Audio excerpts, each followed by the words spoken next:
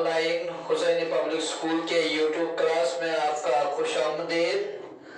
آج کا ہمارا موضوع ہے نظم بچے کی دعا۔ نظم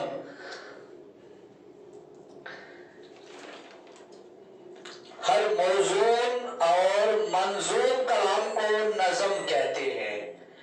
نظم کے معنی انتظام کرنا، ترتیب دینا یا آرائش کرنا ہے۔ اصطلاحی معنوں میں غزل کے علاوہ تمام شاعری کو نظم کہتے ہیں۔ نظم میں بند کی صورت میں 3 مصرے، 5 مصرے یا 6 مصرے والی نظم میں منظوم کیا جاتا ہے۔ 5 مصرے والی نظم کو مخمس کہتے ہیں۔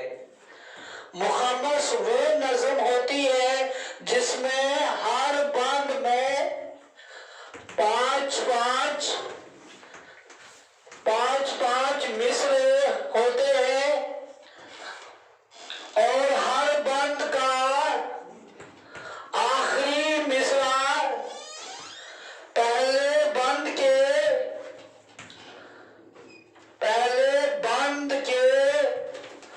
آخری مصرع کے وزن پر ہوتا ہے۔ اسے مخمس کہتے ہیں۔ چونکہ نظم بند کی صورت میں ہوتا ہے، وہ 3 مصرے بھی ہوتی ہے، اس میں 5 مصرے بھی ہوتے ہیں، اس میں 4 مصرے بھی ہو سکتے ہیں اور 6 مصرے بھی ہو سکتے ہیں۔ 4 بند والی جو نظم ہوتی ہے، بند ہوتا ہے، اسے رباعی کہتے ہیں۔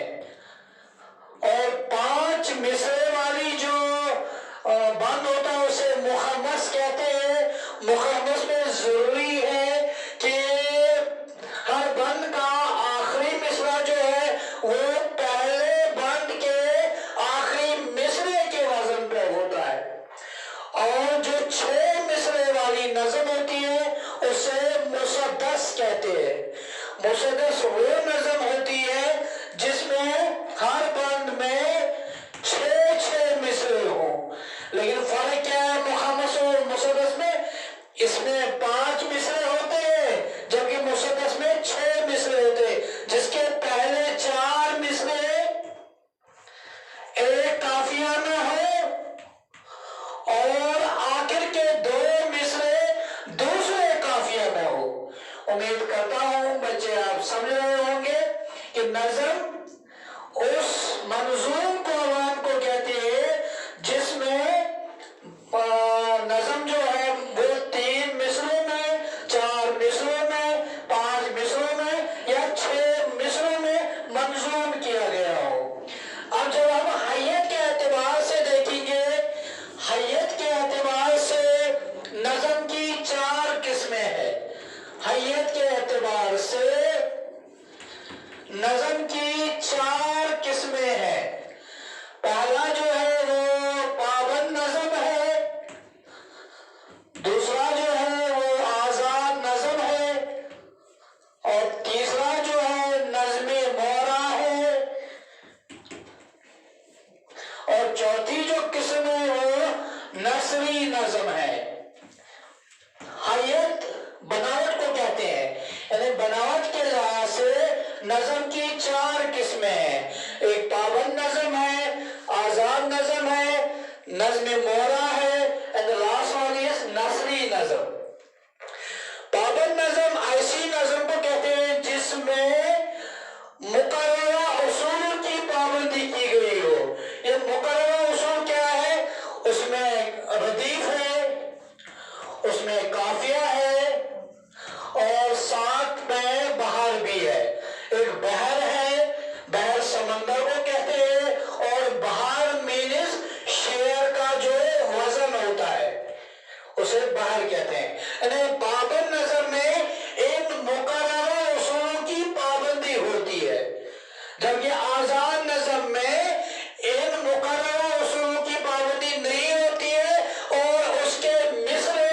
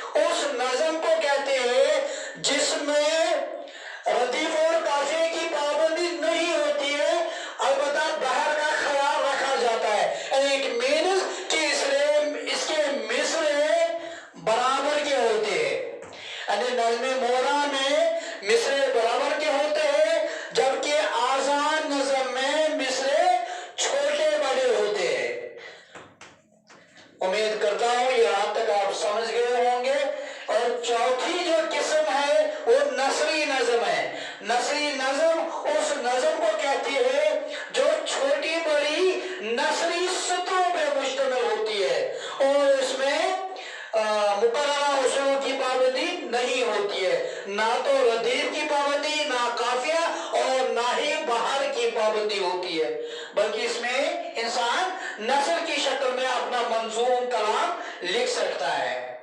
اور چونکہ ہمارا جو موضوع ہے وہ بچے کی دعا ہے، یہ علامہ اقبال کی نظم ہے رحمت اللہ علیہ، جو سیالکوٹ میں 1877 میں پیدا ہوئے تھے، 1877۔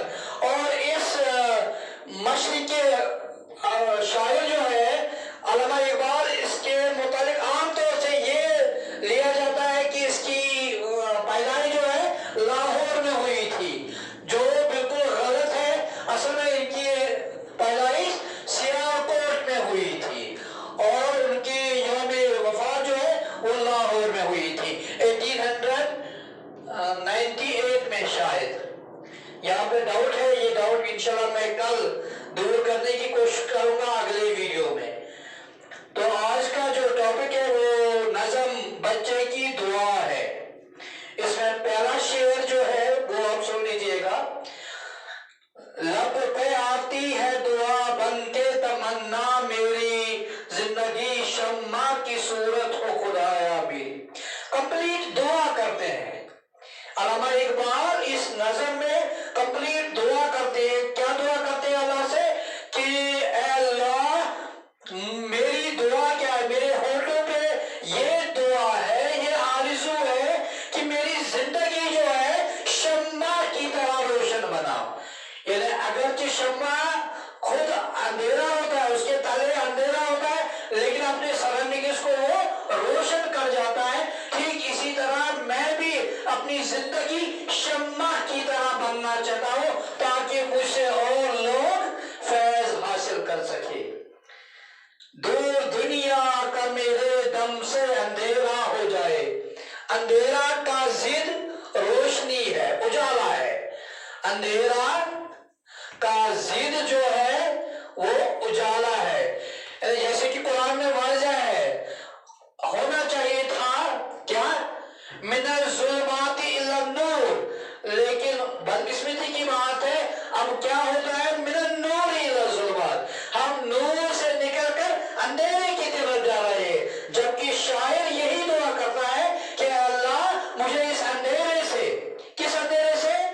گٹا ٹوک اندھیرا جو ہے، جہالت کا، غفلت کا، گمراہی کا، بے دینی کا، اس بے دینی کے اندھیرے سے، اس جہالت کے اندھیرے سے مجھے نکال کر روشنی کی طرف لے جاؤ۔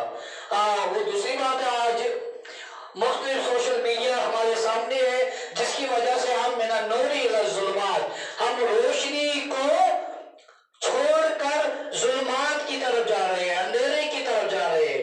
یعنی آج ہر حیا و شرم ہے نہیں، آج جہالت بھرپور ہے، لکھے پڑھے لوگوں کی آپ کو کثرت سے تعداد ملے گی، لیکن صحیح معنوں میں لکھا پڑھا کوئی کوئی ہے، شاذ ہے۔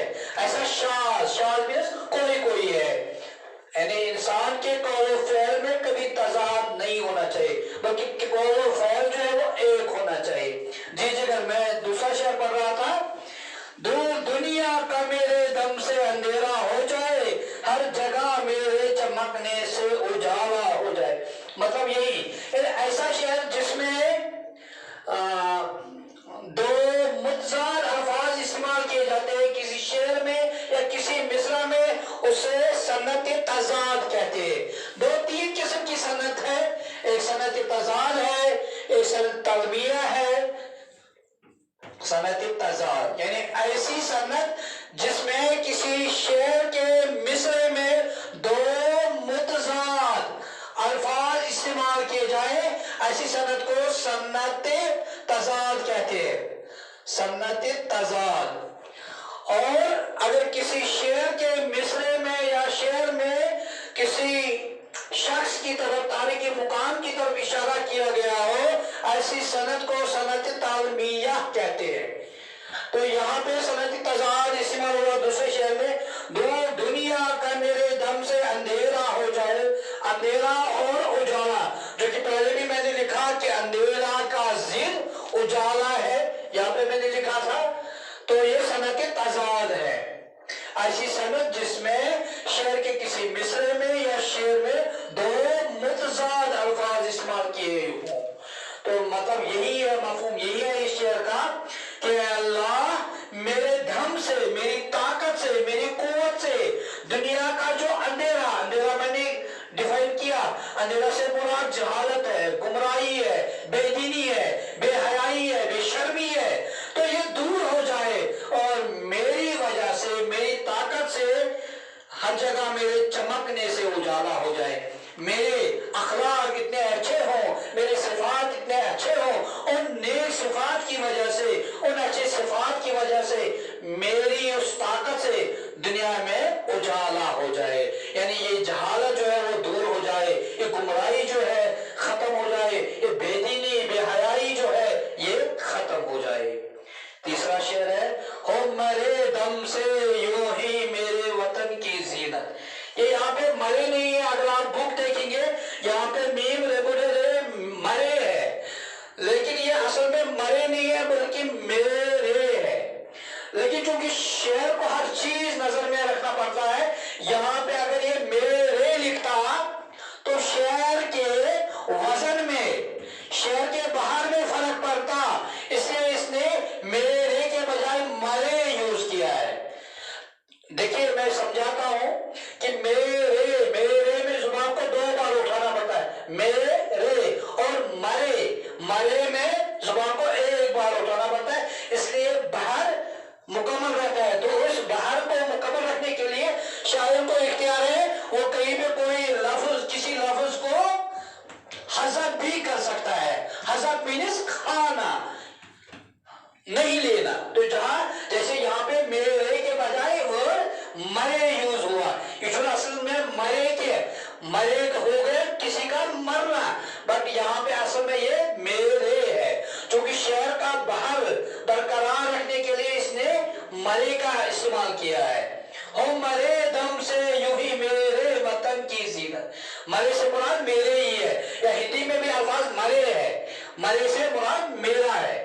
تو میرے دھم سے، میری طاقت سے میرے وطن کی زینت ہو، سجاوٹ ہو. یعنی وہ انعطاف کی جگہ پہ ترقی کی طرف گامزن ہو. یعنی میری طاقت سے، میری قوت سے، میرے دم سے ایسے ہی میری وطن کی سجاوٹ بنتی رہے، جس طرح پھول سے ہوتی ہے چمن کی زینت.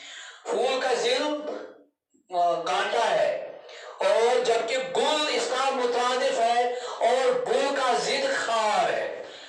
ہاں اگر آپ سمجھ رہے ہوں گے، یعنی پھول کا ضد جو ہے وہ کانٹا ہے، اور پھول کا مترادف گل ہے، اور گل کا ضد خار ہے. خار بھی کانٹا کو کہتے ہیں. اور دوسرا جو گل ہے، غیلان گل، غل میں شور، جو اکثر بچے آپ کلاس روم میں کرتے رہتے ہیں، وہ گل ہے، غیلان گل. اور یہ گل پھول ہے، اور پھول کا مترادف غل ہے جس کا ضد خار ہے. جس طرح پھول سے ہوتی ہے چمن کی زینت. کیسے دعا کرتا ہے، کیسے آرزو کرتا ہے، اے میرے اللہ میری طاقت سے، میرے دم سے میرے وطن کی سجاوٹ ہو. کس طرح سجاوٹ ہو؟ کہ جس طرح ایک پھول سے ایک گلستان کی سجاوٹ ہوتی ہے، زینت بن جاتی ہے، ٹھیک اے اللہ میری وجہ سے بھی، میرے دم سے بھی، میری طاقت سے بھی میرے وطن کی سجاوٹ ہو. زندگی ہو میرے پروانے کی صورت یا رب. اے اللہ مجھے کیسا بنا؟ مجھے امیر بننے کی اچھا نہیں ہے، مجھے کوئی سرمایہ دار بننے کی اچھا نہیں ہے، لیکن مجھے ایک پروانے کی طرح بناؤ. یہ پروانہ کیا ہوتا ہے؟ پروانہ مر مٹتا ہے روشنی پہ. یعنی جب تک روشنی ہوتی ہے وہ اس کے گرد گھومتا امٹتا رہتا ہے، اور جب تک وہ اپنے بالوں پر جلاتا ہے تب تک چین سے وہ نہیں بیٹھتا ہے. یعنی اے اللہ مجھے بھی ویسا ہی بناؤ جیسا پروانہ ہوتا ہے. یعنی جس طرح پروانہ شمع کے ارد گرد اس تک گھومتا رہتا ہے، گھومتا پھرتا رہتا ہے جب تک وہ اپنی جان دیتا ہے، ٹھیک ہے اللہ مجھے بھی ویسا ہی بناؤ جس طرح پروانے کو آپ نے بنایا ہے. علم کی شمع سے ہو مجھ کو محبت یا رب. اور علم کی یہ شمع جو ہے، علم کی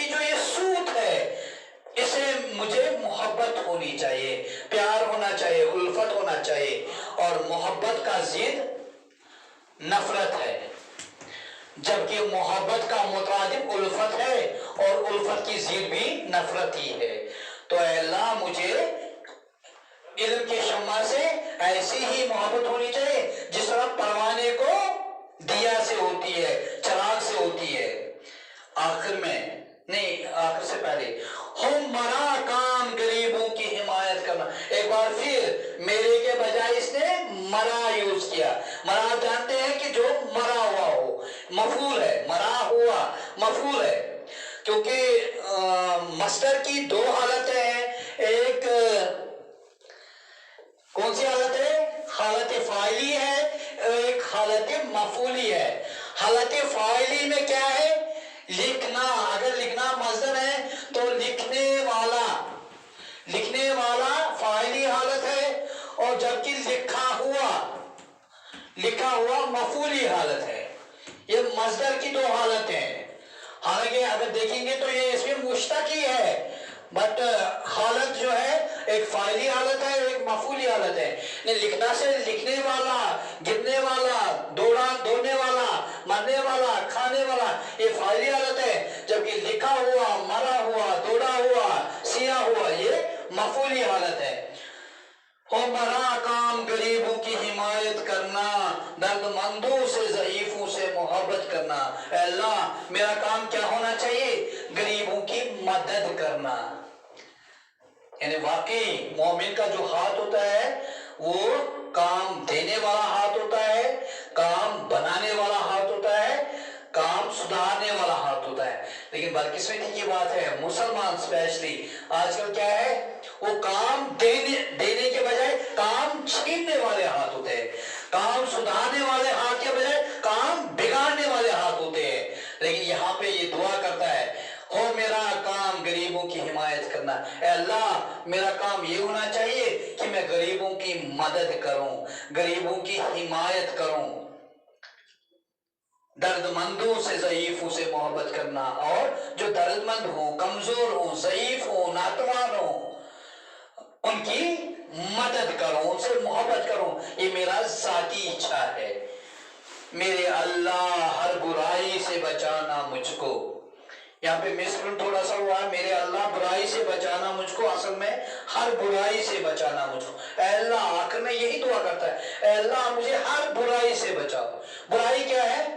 ہر وہ کام جو غلط ہے. ماں باپ کی اطاعت نہ کرنا، جھوٹ بولنا، وعدہ کر کے مکر جانا، یہ تمام برائیوں میں آتا ہے. تو اس ویڈیو کی وساطت سے آپ کے گھروں تک میں یہ بات پہنچانا چاہوں گا کہ ماں باپ کو چاہیے کہ وہ بچے کو وہی وعدہ کرے جو وہ پورا کر سکتا ہے. لیکن دل رکھنا کے لیے کیا کرتے ہیں، ہاں بیٹا آج شام کو میں ضرور آؤں گا، لیکن بعد میں جیب میں اتنے پیسے ہوتے ہی نہیں ہیں، اور کوئی بہانہ بنا کر بچوں کو ٹال دیتے ہیں. وہ بھی گناہ ہے، وہ بھی سب سے بڑی برائی ہے. تو وہی وعدہ کرنا چاہیے جو آپ نبھا سکتے ہیں. جو وعدہ آپ نہیں نبھا سکتے ایسا وعدہ ہرگز اپنے بچوں سے مت کیجیے. ورنہ اگر آپ وعدہ کر کے مکر گئے تو مطلب یہی ہے کہ آپ اپنے وعدہ خلافی کی، تو مطلب یہ کہ آپ نے بنیاد کسے ڈالی، آپ برائی سے اپنے بچوں کی پرورش کرتے. بلکہ یہاں پہ شاعر یہی دعا کرتا ہے، اے اللہ مجھے ہر برائی سے بچانا، جو بھی قسم کی برائی ہے. حالانکہ اگر دیکھیں گے جھوٹ جو ہے تمام برائیوں کی جڑ ہے. تو سب سے پہلے انسان کو جھوٹ سے بچنا چاہیے. جو انسان جھوٹ سے بچے گا وہ تمام برائیوں سے باز آ سکتا ہے، لیکن جو جھوٹ سے نہیں بچے گا وہ ہر برائی کر سکتا ہے. اس لیے عظیم گناہوں میں سے ایک عظیم گناہ جھوٹ بولنا ہے. تو کبھی اس ویڈیو کی وساطت سے میں گزارش کرنا چاہوں گا اپنے عزیز بچوں کو، اپنے ننھے منھے پیارے سے بچوں کو، کہ وہ کبھی بھی جھوٹ نہ بولیں، بلکہ ہمیشہ اپنے ماں باپ کی اطاعت کریں. جو بچہ ماں باپ کی اطاعت کرتا ہے وہی ٹیچرز کی عزت کرتا ہے، وہی اللہ کی اطاعت کرتا ہے. جو اپنے ماں باپ کی اطاعت نہیں کرتا ہے وہ کبھی بھی اپنے ٹیچرز کی نہ عزت کرے گا، نہ ہی وہ اپنے رب کی اطاعت کر سکتا ہے. تو ضروری ہے کہ اطاعت کرنے کے لیے ماں ماں باپ کی اطاعت کرنا، اللہ کی اطاعت کرنے کے لیے ماں باپ کی اطاعت کرنا ضروری ہے۔ ایک ایگزامپل پہ اکتفا کرتا ہوں میں یہاں پہ، کہ آپ کو گھر میں کبھی موقع ملتا ہے، ماں باپ میں سے کوئی آپ سے کہتا ہے ذرا بیٹا میرے پیر دباؤ، آپ جھٹ سے اٹھتے ہیں اور پیر دبانے لگتے ہیں اگر آپ اطاعت گزار ہوں گے۔ لیکن اگر نافرمان ہوں گے، آپ مجھے کیوں کہتے ہیں، آپ اس کو کہو، بڑی کو کہو نا، چھوٹی کو کہو، جو اطاعت گزار نہیں ہوتے، جو فرمان بردار نہیں ہوتے۔ لیکن اگر آپ اطاعت کرنے والے ہیں، فرمان بردار ہے، تو آپ جھٹ سے اٹھتے ہیں اور پاؤں دبانے لگتے ہیں۔ آج کے بچے جو ہیں وہ پاؤں دبانے کے بجائے گلا دباتے ہیں، ایسا بھی ہے۔ خدا بچائے رکھے، خدا آپ کے ماما پاپا کو سلامت رکھے۔ تو پیر دابنے کے بعد یا سر دابنے کے بعد آپ کو آپ کے پاپا نے 10 روپے کا چاکلیٹ، میں اکثر یہ مثال پیش کرتا ہوں، 10 روپے کی چاکلیٹ کھلائی، اگلے دن آپ کو ایسا ہی موقع ملا۔ آج تو آپ کو پتا ہے 10 روپے کی چاکلیٹ تو مجھے ملنے والی ہے، لیکن جب آج کے دن آپ کے بابا نے آپ سے کہا پیر دبا، آپ نے پیر دابے، لیکن آج کے دن آپ کو 10 روپے کی چاکلیٹ نہیں ملی، کچھ نہیں ملا۔ یہ ہمارے ساتھ ہمارے اللہ کا ہے۔ آپ نیکی کرو گے تو جنت ملے گا، اس والے میں مت رہنا، مثال میں نے بتا دی، یا برائی کرو گے تو جہنم میں ڈال دیے جاؤ گے، یہ ضروری نہیں ہے۔ لیکن اللہ نے جو وعدہ کر کے رکھا، کیونکہ وہ سچے ہیں، صادق ہے، صادقوں کو ہے، اس لیے وہ کیونکہ انہوں نے قرآن میں واضح بتایا ہے، کیا بتایا ہے، آپ ذرا برابر نیکی کرو تو جزا ملے گا، آپ ذرا برابر بری کرو گے تو سزا ملے گی۔ زلزال میں، سورہ زلزال میں ہے آیت کیا، ذراتن خیرا یرا فمن یعمل مثقال ذرۃ شرا یرا، یعنی آپ ذرا برابر نیکی کرو گے تو اس کا عوض بھی دیا جائے گا، ذرا برابر برائی کرو گے تو اس کا بھی خمیازہ اٹھانا پڑے گا، کیونکہ اللہ نے وعدہ دے رکھا ہے، نیکی کرو گے تو جنت ملے گی، برائی کرو گے تو جہنم میں ڈال دیا جائے گا۔